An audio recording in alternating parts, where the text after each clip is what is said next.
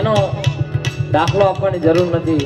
આ જેટલા પણ ભજનીકો છે, નાનપણથી જેને શરૂઆત કરી હોય, 2-5 ભજન હું હોય કે કોઈ બી કલાકાર હોય, કોઈ બી ભજનીક હોય, પ્રકાશભાઈ, પણ કલાકારોનો બીજો બેનિફિટ આમાં શું, ભજનીકોને ઈશ્વર સાથે એમને પેમેન્ટ પણ અપાવે છે અને સાથે રામનું નામ પણ લઈ શકીએ આપણે.